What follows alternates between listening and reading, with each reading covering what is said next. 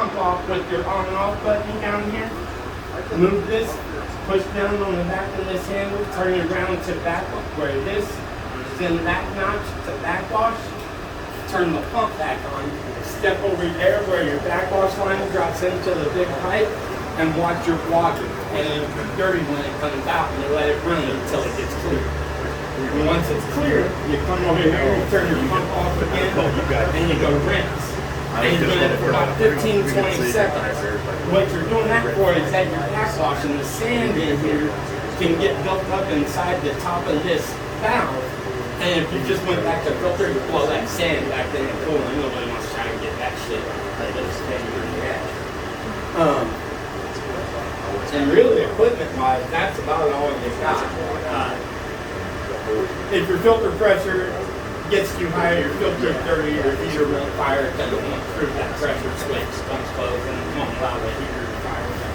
There again, that's something that I'll be mostly taking care of. You guys know how to run a test kit? Okay. I've been testing 2 ways to do it. You can either go to the first mark or the second mark. I always do the second mark. I'm going to take 2 scoops of this powder.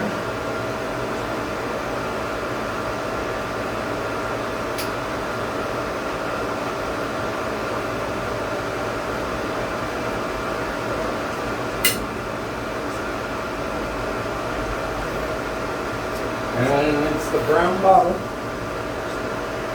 And then count your drops until this turns clear.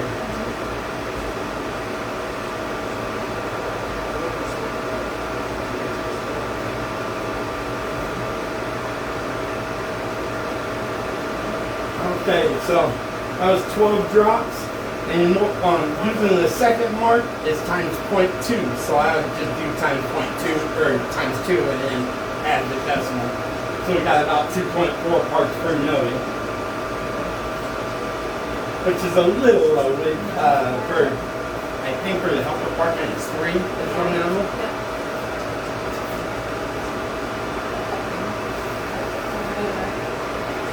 pH is the top line, and 5 drops of the red.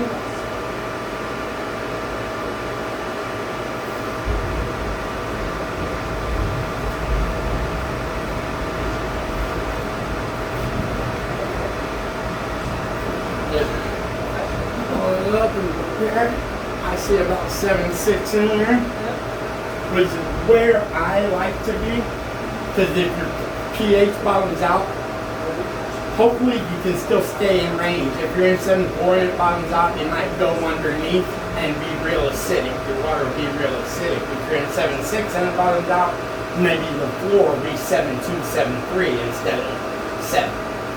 So I like to be in the 7.5, 7.6. And we're at 7.58 on our IntelliChem, so that's pretty close.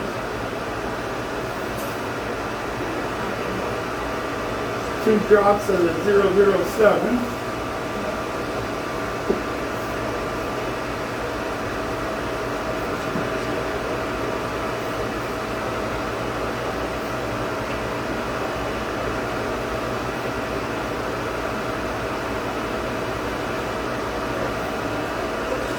Drops of the green. And then count your drops of the 9 until this turns pink and multiply that by 10.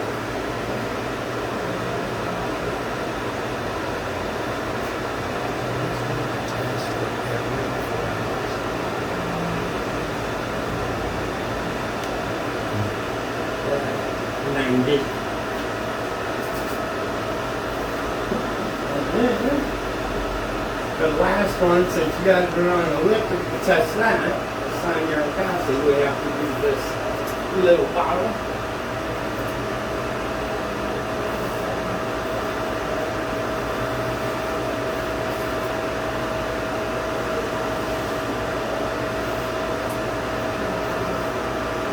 And we'll fill it up with the sample water to the 7.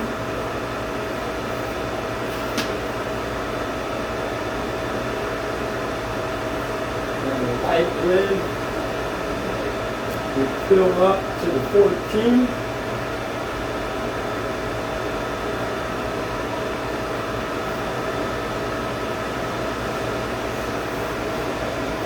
Tap in the sink.